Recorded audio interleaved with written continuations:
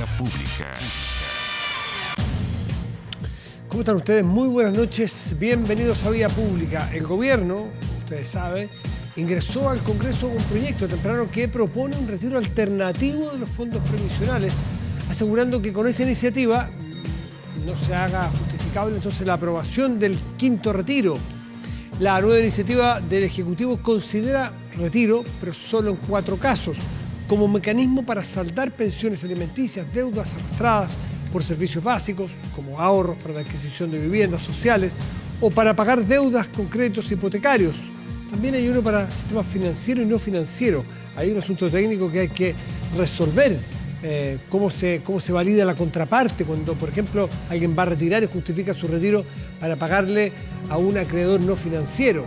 Bueno, hay dificultades que hay que solucionar, pero la búsqueda del gobierno es claramente intentar frenar el quinto retiro. Desde La Moneda afirmaron que alternativas como esta buscan ir en ayuda de la población, pero sin impactar la inflación, o no impactar tanto la inflación.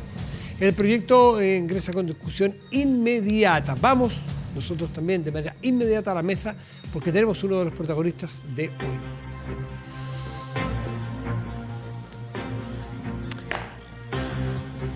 Y está con nosotros el diputado del Partido Liberal, Vlado Mirosevic. Vlado, buenas noches, ¿qué tal? ¿Cómo estás? Muy bien, Matías, gracias por la invitación. Cansado de la jornada de hoy, pero... Sí, pues, a ver, todo hacía presagiar que hoy era el día del quinto retiro, que el gobierno estaba muy jugado, desde el presidente hacia abajo, su ministro de Hacienda, todos sus ministros muy ordenaditos. Bueno, era que no, son sus ministros.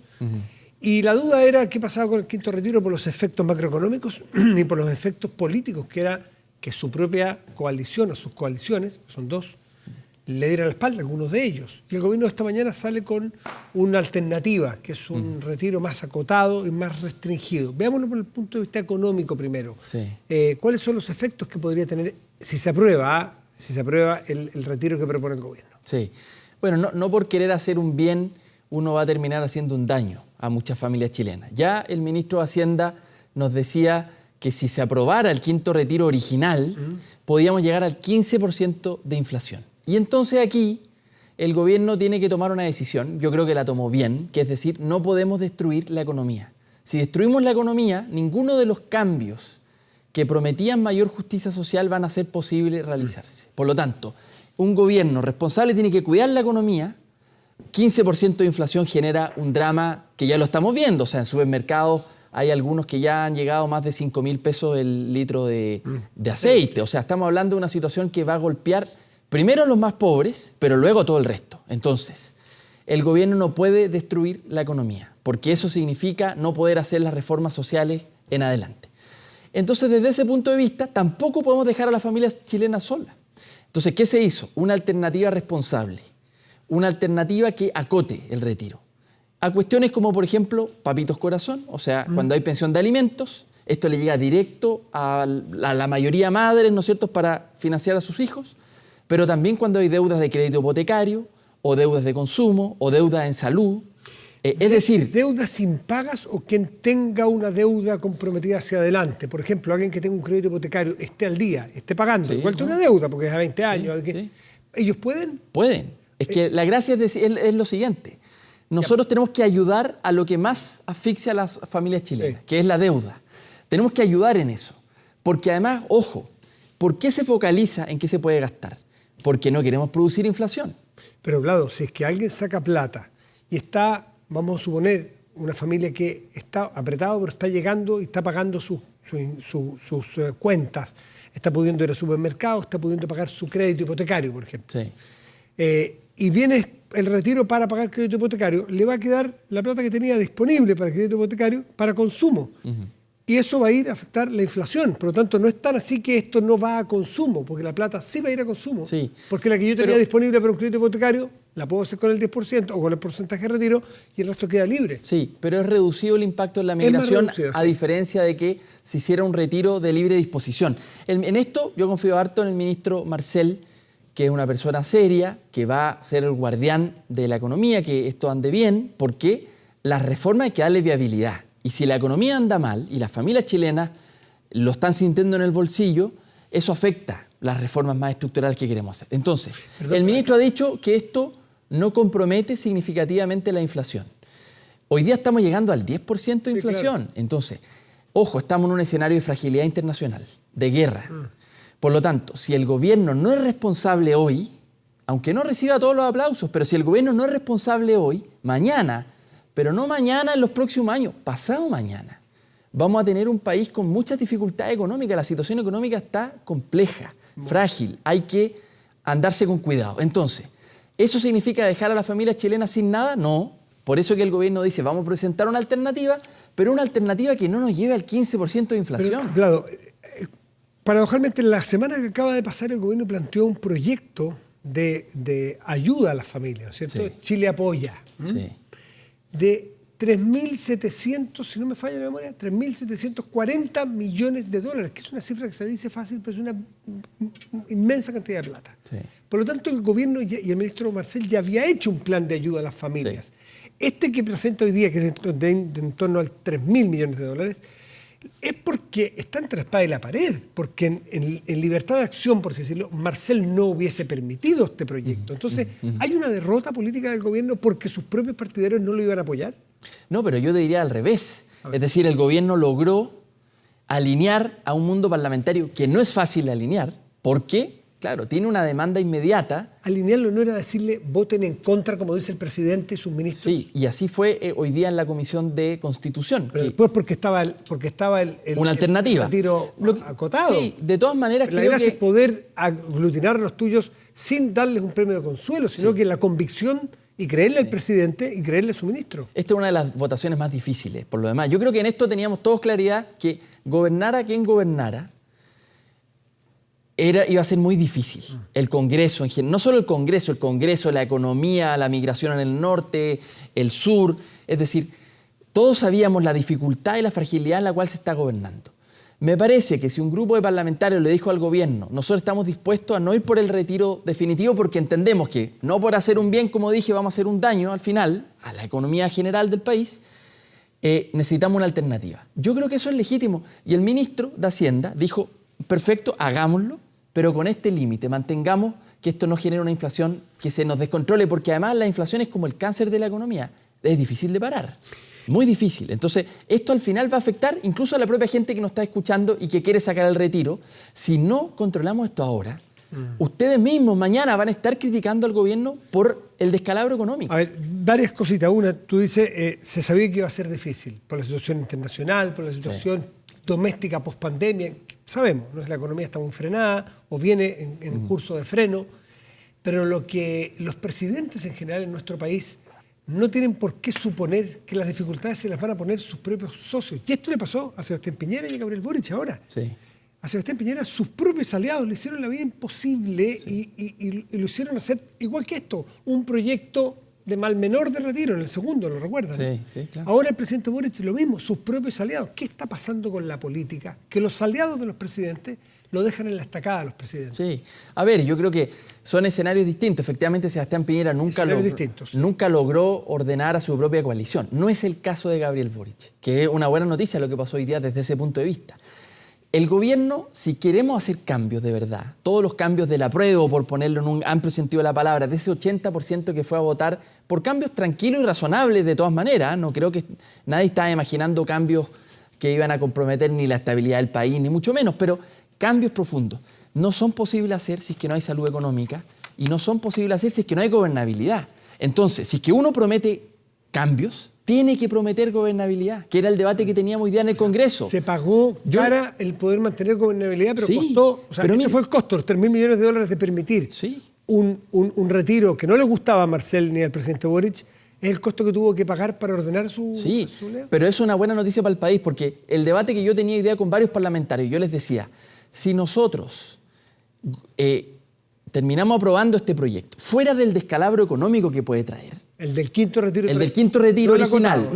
El del quinto retiro original. Puede traer un descalabro económico. Pero además de eso, puede poner la semilla de la falta de gobernabilidad del gobierno en la primera luna de miel. Eso sí que sería desastroso para Chile. Entonces sería desastroso para nuestro gobierno, pero también para Chile, porque si no hay gobernabilidad, ninguno de los cambios, mira, reforma de pensiones, reforma tributaria, todas las reformas que nosotros estamos pensando, no van a ser posibles si es que no hay gobernabilidad y salud económica. Esto me parece que es de bastante sentido común, pero en la campaña, recordemos, ¿qué se nos decía de parte de José Antonio Kast? Que nosotros íbamos a tomar las peores decisiones económicas, que nosotros no íbamos a ofrecer gobernabilidad, y me parece que el gobierno ha tomado el camino totalmente distinto. Ahora, o sea, desmitificar eso. Costó 3.000 millones de dólares que el presidente Boric pidió a su gente que no hicieran este retiro y tuvo que permitir este semi-retiro, que es un quinto del valor aproximado que iba a costar el quinto retiro. Vamos a ponerle ese valor de los 3.000 millones de dólares y aceptar un retirito en vez de un retiro. Ese es el costo para ordenar sus huestes, ¿no es cierto? ¿Quién te dice a ti que mañana no venga el sexto, el séptimo y el octavo y que siempre sea, por así decirlo, el chantaje para mantener la gobernabilidad al presidente? Estamos a un mes de 4 años de que cada vez que ustedes quieren que nosotros nos ordenemos, bueno, hay que ceder y vamos cediendo a costa de inflación, a costa de pobreza, a costa del sistema de pensiones.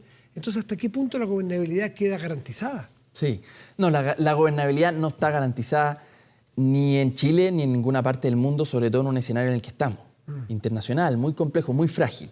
No demos por, eso es parte del debate que yo tengo todos los días, no demos por ganada la gobernabilidad. Pero si uno quiere hacer reformas, hay que hacerlas bien. Las reformas tienen que construir mayorías. Sin mayoría es imposible hacer reformas. Si queremos más justicia social, es necesario que se construya con amplias mayorías. Esto no se logra solo con un grupito. Entonces, desde ese punto de vista, yo al final digo, ¿cuál es el corazón de la promesa de Gabriel Boric en La Moneda? ¿Cuál es el corazón? Además de una nueva generación que irrumpe, que pretende cambiar las cosas. Es la sensación de decir, este también es mi país. De las grandes mayorías que en un momento empezaron a sentirse desafectas, decir, este no es el país que me gustaría vivir. Bueno, que comencemos a decir de ahora en adelante, miren, con todas las dificultades, este es el buque, estamos todos acá y tenemos que empujar hacia adelante en una buena dirección. Nadie está diciendo que los cambios van a ser de un día para otro, pero que todos digamos, estamos en el mismo buque y estamos echándole para adelante con las medidas de reforma que generen más justicia. Nada de eso es posible sin mayoría parlamentaria, sin sanidad económica. Y eso la gente lo entiende en la casa, si no es tan difícil de entender, ¿no? Es todo lo que no tuvo el gobierno de Sebastián Piñera.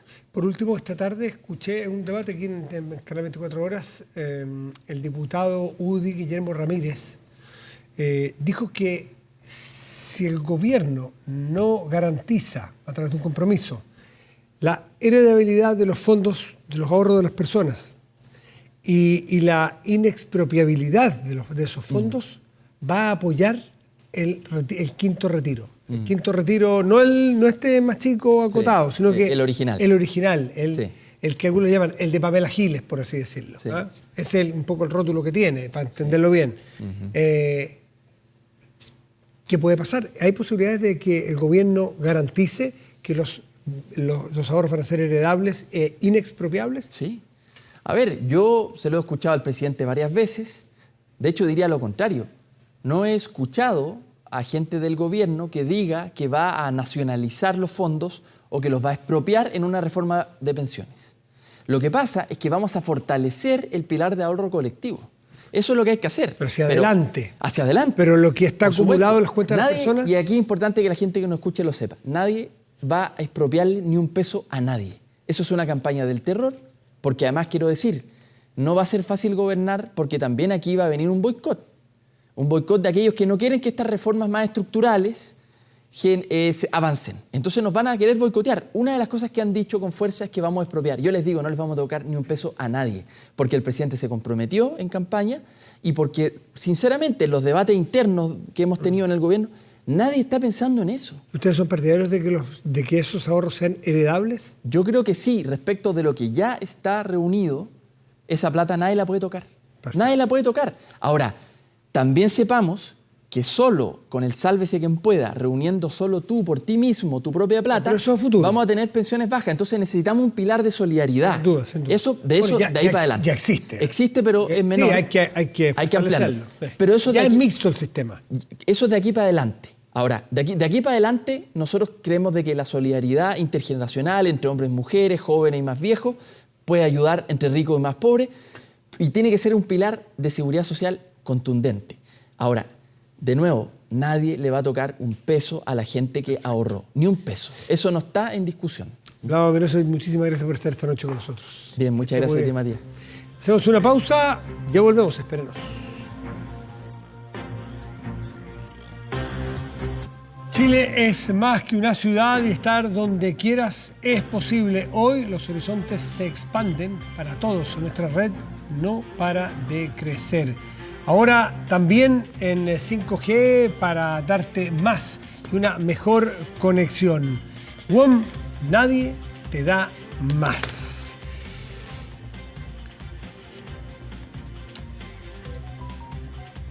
Ahora sí, nos enfocamos en un anuncio que ya estaba esbozado de la semana pasada, pero hoy tiene más detalles. Este plan del paso a paso, que se llama Seguimos cuidándonos paso a paso, justamente sobre él vamos a conversar con Carlos Pérez, que es decano de la Facultad de Medicina y Ciencias de la Universidad de San Sebastián. Doctor Pérez, muy buenas noches, gracias por recibirnos. ¿Cómo está? Buenas noches, Matías. Ahí está, ahí lo veo muy bien.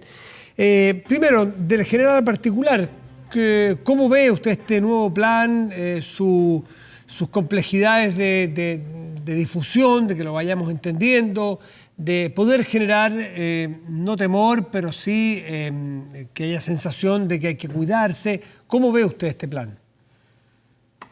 Bueno, es un plan que estamos revisando todavía. Recién hoy día fueron anunciadas estas medidas, pero ya se había hecho alguna comunicación preliminar. Y en el fondo, a mí me gusta mucho que esto sea una continuidad, ¿no es cierto?, con el plan que se había establecido ya hace un tiempo. De hecho, se mantiene la misma denominación. Y se va ajustando, tal como se ha hecho durante estos 2 años de pandemia, a la evolución que está teniendo esta infección viral, que como todos sabemos en este momento viene ya en una fase de disminución de esta última ola de variante Omicron, todavía con un poco más de 1.000 casos diarios, más de 12.000 casos activos, pero francamente bajando la positividad de PCR, la ocupación de camas críticas, personas en ventilación mecánica y lo que es más importante, el número de fallecidos diarios, aunque todavía hay personas que continúan falleciendo. Así que este plan se ha simplificado un poco, se le ha llamado, ¿no es cierto?, estamos hablando solamente de 3 situaciones. 3 etapas, bajo impacto sanitario, medio y alto impacto sanitario. Alto. Exactamente, y que se evalúan factores que son similares a lo que ya se venían considerando, que tienen que ver con la circulación viral, por ejemplo, la tasa de reproducción, con el impacto que está teniendo sobre el sistema de salud, sobre la ocupación de camas, y también se incorpora también de manera importante la inmunidad poblacional, por así decirlo, el porcentaje de personas que están vacunadas en esos lugares, en esas regiones, y de acuerdo a ello se va estableciendo en qué etapa podrían estar esos lugares. Lo que creo que todavía hay que precisar bien, o por lo menos yo no lo he comprendido tan claramente a lo mejor, es que ojalá que estas etapas abarquen áreas más o menos amplias, ¿no es cierto?, y evitar esto de que una comuna pueda estar en una etapa y la comuna del lado en otra y la que sigue más allá. ¿No entiendo que la situación administrativa más bien habla de provincias aquí, que es una zona geográfica más grande que una comuna solamente. Eso es lo que esperamos que ocurra, digamos, porque cuando estuvimos en esa situación ¿no es cierto?, de pasamos de una comuna a otra y estábamos pasando de etapas, se producían algunas confusiones. En todo caso, en la mayor parte de las medidas son bastante generales. Lo que cambiaría, por ejemplo, entre 1 y 2 en situación de bajo impacto a mediano impacto, por ejemplo, sería la posibilidad de no utilizar mascarilla en espacios abiertos, ¿no es cierto?, salvo que la distancia sea menor de 1 metro, cosas de ese tipo, y algún tema con los aforos. El resto en general no hay grandes medidas. Recordemos que ya no hay cuarentenas, no hay confinamiento, etcétera. Así que en ese sentido es un poco más simple todo esto. ¿Tiene temor, doctor Pérez, de que se produzca una baja en la sensación de riesgo, en la percepción del riesgo, y que empiece, por ejemplo, a bajar el ritmo de vacunación? y la necesidad o la exigencia de que la autoridad esté pendiente de tener stock de vacunas y que la gente vaya a vacunarse también. Si no olvidemos que esto no es solamente que responsabilizar a las autoridades, cada uno de nosotros es responsable de ir a vacunarse. Puede ser complejo cuando todavía no entra el invierno, ¿no? Sí, bueno, desde luego que yo creo que la mayor parte de la población tiene bastante claro que todavía seguimos en pandemia, que los números van mejorando, que en el pasado también han ocurrido situaciones similares y hemos tenido nuevas olas, que esperamos que en este caso no ocurra, pero que esto ha dejado atrás, ¿no es cierto?, más de 57.000 chilenos fallecidos a consecuencia de esta grave enfermedad, y eso no hay que olvidarlo jamás. Y es por ello también muy importante seguir comunicando y dando todas las facilidades para que las personas sigan recibiendo las dosis que tienen pendientes de vacunas, porque estamos con buenos niveles, pero podríamos estar mejor todavía, sobre todo con las dosis de refuerzo, porque sabemos que las dosis anteriores van perdiendo su eficacia y su protección al cabo de 4 a 6 meses. Entonces, es necesario que todos aquellos que han recibido solo, por ejemplo, 2 dosis, reciban su tercera, y los que han recibido ya la tercera reciban su cuarta cuando corresponde, precisamente para mantener esta protección. Muchas personas ya han tenido también COVID, especialmente en la última ola, lo cual también ayuda de alguna manera a cierto grado de protección, pero en concreto, por ahora, no debemos de dejar de mantener las medidas de autocuidado general que todos ya conocemos, particularmente en espacios cerrados, en ambientes de trabajo, en establecimientos educacionales, cuando uno va a hacer un trámite en el transporte público, porque eso nos ayuda a protegernos todavía, porque, insisto, todavía estamos con más de 1.000 casos nuevos diarios y esta pandemia todavía se mantiene. Doctor Pérez, este sistema nuevo que se ha planteado, este método nuevo del paso a paso, con los semáforos, ¿no es cierto?, de los altos impactos, mediano y bajo impacto, ¿considera y garantiza el que mantengamos la trazabilidad, por ejemplo, los testeos y el apartar a las personas que estén complicadas o que estén infectadas? Claro, bueno, el énfasis ya no está tanto en ese aspecto, pero se mantiene la indicación de que cualquier persona, ¿no es cierto?, que resulte con un diagnóstico confirmado de COVID-19 debe efectuar el aislamiento que corresponde por 7 días, ¿no es cierto? Y yo entiendo que la autoridad sanitaria va a mantener el control, ¿no es cierto?, sobre esas personas. Eso sigue ocurriendo hasta el día de hoy, ¿no es cierto? Cualquier persona diagnosticada tiene un seguimiento telefónico y presencial la mayor parte de las veces por personal del CEREMI, ¿no es cierto?, para asegurarse que estén cumpliendo ese aislamiento, y eso yo espero que se mantenga, ¿no es cierto? Pero el tema de la trazabilidad es un poco más complejo. Recordemos que ya esto se flexibilizó en términos de los contactos cercanos, contactos estrechos, sino que se dejó más bien a criterio de las personas que si desarrollan síntomas se realizan exámenes, se aíslen, ¿no es cierto?, y ahí se va a hacer el seguimiento.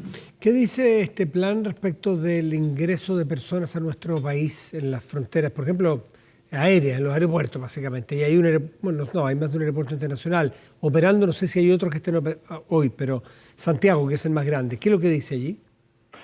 Claro, bueno, ahí cambiaron también y se habla de las alertas, ¿no es cierto? Alerta nivel 1, alerta nivel 2 y 3, ¿no es cierto? En este momento estamos básicamente en la alerta nivel 1 y que tiene que ver con el tipo de variante que está circulando, si esa variante, la que circula en el país, es la misma que llega del extranjero, que es lo que está ocurriendo en este momento. Sigue siendo Omicron porque se sigue haciendo vigilancia y secuenciación, ¿no es cierto?, de una parte de las muestras y de cuál es la situación interna del país. Entonces lo que se ha flexibilizado es que para este nivel de alerta 1 ya no sería una exigencia, según yo he comprendido, ¿no es cierto?, la indicación, y con la cual estoy de acuerdo, una exigencia absoluta el traer un PCR negativo de las últimas 72 horas. Tampoco es una exigencia absoluta la homologación de las vacunas, pero altamente recomendable porque las personas no van a poder obtener su pase de movilidad dentro del país si es que no traen esa homologación, así que de todas maneras va a ser, digamos, altamente recomendable que vengan con sus vacunas al día.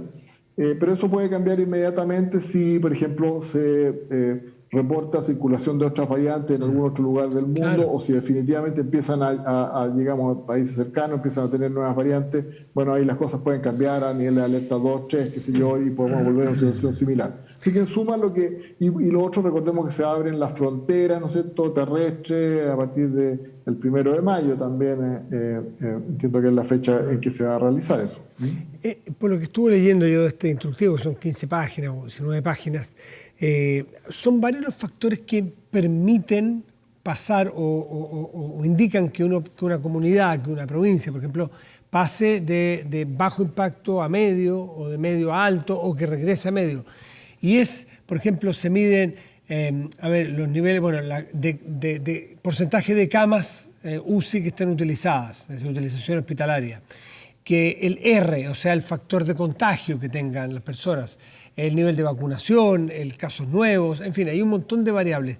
¿Usted sabe y le queda claro si es que tienen que cumplirse todas estas en una provincia determinada o porque una de estas varíe para que pase de fase o se agrave o mejore?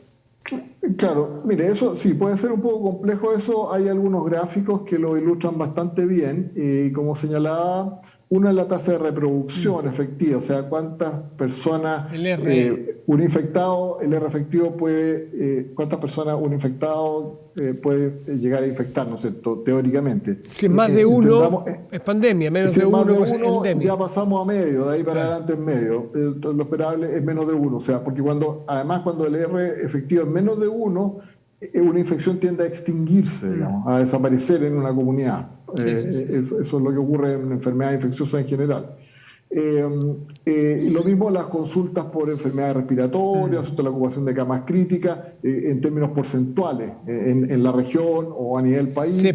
Y las coberturas de vacunación, más de 80%, 60-80%, menos de 60%. La verdad es que en Chile ya estamos con tasas de vacunación bastante, en general, sobre el 80%, prácticamente todo el país, así que eso estamos de medio para arriba y la mayor parte de los lugares, digamos, estamos bien cubiertos. Entonces, teóricamente, si una de estas situaciones no se cumple, debiera pasar a la siguiente etapa, porque lo más probable es que más de uno inmediatamente va también a aumentar. O sea, si el R efectivo es más de uno, seguramente va a empezar a aumentar la carga sobre los sistemas de atención de salud. Una va a llevar a las otras. Crítica.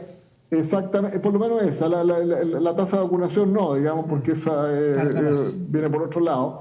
Así es que probablemente, digamos, se va a dar más de una y se va a poder establecer, ¿no es cierto?, en qué situación estamos. Yo espero que ojalá terminemos con todo el país en esta fase 1, ¿no es cierto? Y de aquí que ojalá en los próximos meses vayamos saliendo de la pandemia. Pero eso depende principalmente en este momento de que mantengamos y sigamos avanzando en el proceso de vacunación con las dosis de refuerzo. Acordémonos que en este momento estamos también con vacunación contra influenza, que es un virus que va a empezar a circular y que uno puede ponerse simultáneamente las dos vacunas para los que son de grupos de riesgo de influenza en extremidades distintas, así que es una oportunidad para aprovechar, pero también hay un llamado a la autoridad sanitaria de facilitar, ¿no es cierto?, el acceso a las personas a la vacunación. Muchos ya están con todas sus actividades laborales, etcétera, no tienen mucho tiempo, ya hay congestión en las calles, es más difícil, hay filas, de repente uno no puede faltar al trabajo, entonces llevar la vacunación también a los lugares de trabajo, los lugares de estudio, a las escuelas, etcétera, para favorecer que todos reciban su vacuna cuando corresponda y por supuesto mantener la medida de autocuidado que todos conocemos. Carlos Pérez, decano de la Facultad de Medicina y Ciencias de la Universidad de San Sebastián, muchísimas gracias por estar esta noche con nosotros. Que esté muy bien. Encantado, buenas noches, Matías. Gracias. Hacemos una pausa y volvemos, espérenos.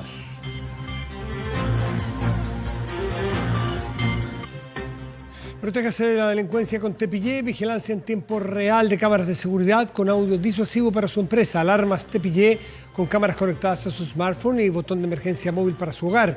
No sea usted la próxima víctima y contrátelos en tepillé.cl.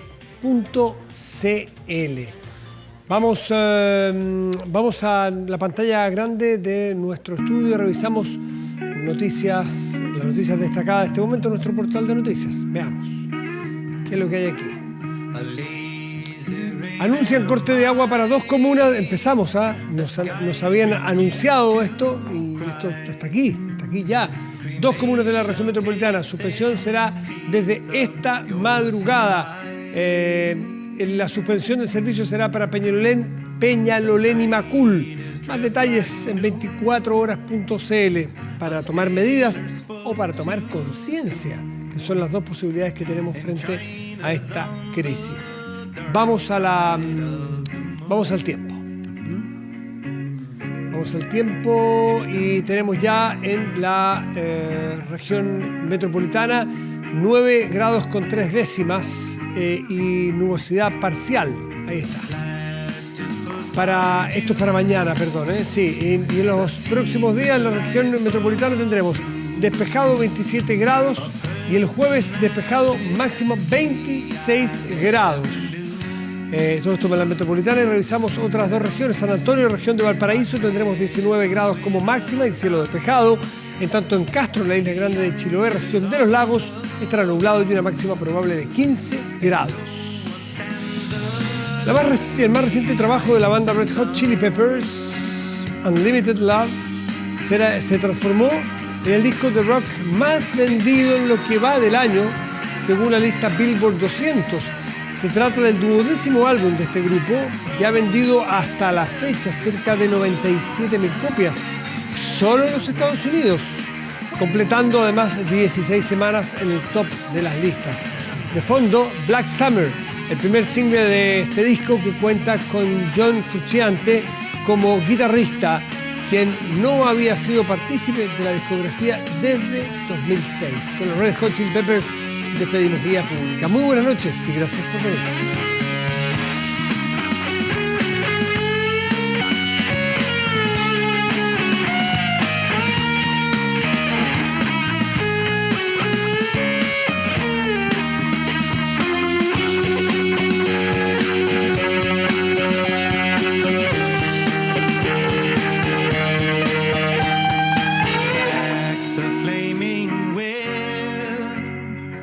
Sailing on a censorship, riding on a headless horse to make the trip.